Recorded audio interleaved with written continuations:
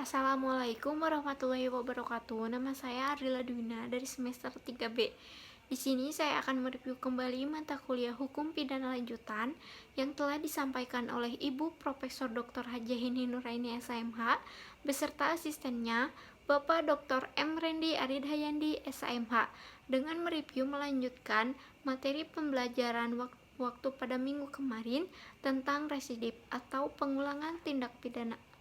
Syarat-syarat residip adalah yang pertama, kejahatan yang diulangi harus sama atau sejenis dengan kejahatan terdahulu. Yang kedua, antara kejahatan yang terdahulu dan kejahatan yang diulangi harus sudah ada keputusan hakim yang berupa pemidanaan yang mempunyai kekuatan hukum yang pasti dan tetap.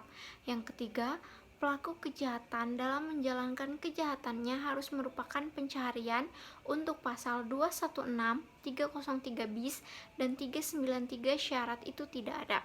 Yang keempat, pengulangannya dilakukan dalam tenggang waktu tertentu yang disebutkan untuk pasal-pasal 2 tahun sejak adanya keputusan hakim yang pasti atau tetap, pasal 137, 144, 208, 216, 303 bis, dan 321 KUHP. 5 tahun sejak adanya keputusan hakim yang pasti atau tetap, pasal 155, 157, 161, 163, dan 393 KUHP.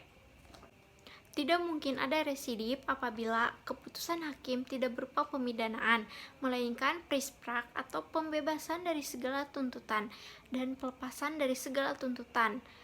Keputusan atau vonis hakim masih dapat berubah dengan adanya upaya-upaya hukum yang berlaku.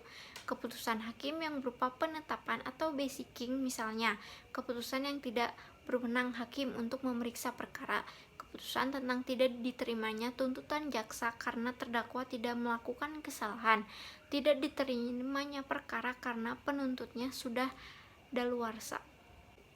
Pengenaan pemberatan pidana untuk residip kejahatan sejenis ini berbeda-beda, yaitu yang pertama, dapat diberikan pidana tambahan berupa pelanggaran atau pencabutan hak untuk menjalankan mata pencaharian. Yang kedua, pidananya dapat ditambah sepertiga khusus pasal 216. Yang ketiga, pidana dapat ditambah dilipat 2 kali yaitu khusus untuk pasal 393 yaitu dari 4 bulan 2 minggu menjadi 9 bulan penjara. Residip kejahatan-kejahatan tertentu yang termasuk kelompok jenis hanya diatur dalam 3 pasal, yaitu diatur dalam pasal 486, pasal 487, dan pasal 488 KUHP. Adapun syarat-syaratnya adalah yang pertama, kejahatan yang diulangi harus termasuk dalam satu kelompok jenis dengan kejahatan yang pertama atau terdahulu. Kelompok jenis kejahatan termaksud adalah kelompok jenis kejahatan pasal 486 KUHP mengenai kejahatan terhadap harta benda dan pemalsuan, misalnya pemalsuan mata uang 224 sampai 248 KUHP, pemalsuan surat 263 sampai 264, pencurian 262 sampai 265, penggelapan, penipuan, kejahatan jabatan 415, 417, dan 425, penadahan 480 sampai 481. Kelompok jenis kejahatan pasal 487 mengenai kejahatan terhadap orang, misalnya penerangan atau makar terhadap kepala negeri dan lain-lain. Kelompok jenis kejahatan dalam pasal 488 KUHP mengenai kejahatan penghinaan dan berhubungan dengan penerbitan atau pencetakan, misalnya penghinaan terhadap presiden atau wakil presiden, pasal 134 sampai 137 KUHP. Berdasarkan contoh-contoh di atas, maka kejahatan-kejahatan yang diatur dalam pasal 486, 487, dan 488 KUHP itu hanya kejahatan tertentu saja. Dengan demikian, maka dalam sistem KUHP tidak semua kejahatan berat dapat dijadikan sebagai alasan residip atau pengulangan untuk alasan pemberatan pidana. Antara kejahatan yang kemudian atau yang diulangi dengan kejahatan yang terdahulu atau sebelumnya harus ada putusan hakim yang berupa pemidanaan tetap, dan putusan hakim itu tidak berupa penetapan. Pidana yang dijatuhkan oleh hakim terdahulu haruslah berupa pidana penjara. Ketika melakukan pengulangan tindak pidana, tenggang waktunya belum lewat 5 tahun dan belum lewat tenggang waktu daluarsa kewenangan menjalankan pidana penjara terdahulu. Residip pelanggaran diatur dalam buku 3 KUHP, yaitu ada 14 jenis pelanggaran yang merupakan alasan pemberatan.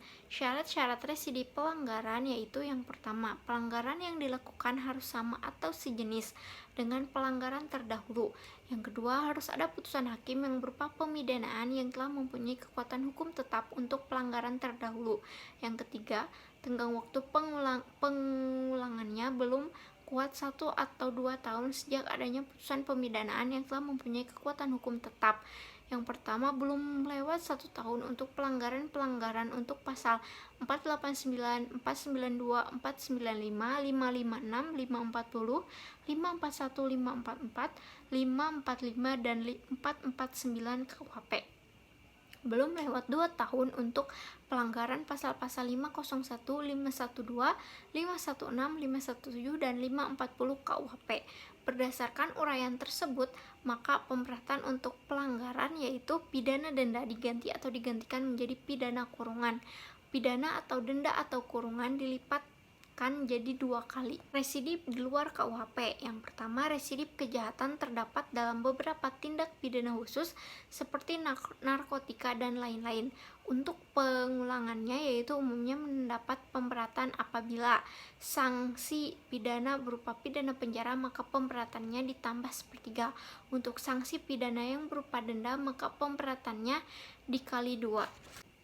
Residip pelanggaran di luar KUHP terdapat dalam Undang-Undang Nomor 14 Tahun 1992 dan lain-lain dengan ketentuan pemberatannya yaitu tenggang waktu pengulangan beragam, yaitu ada yang 1 tahun dan ada yang 2 tahun.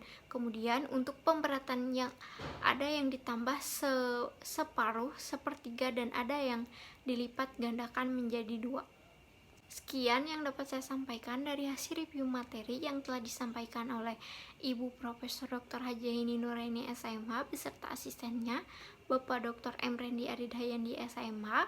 Wassalamualaikum warahmatullahi wabarakatuh.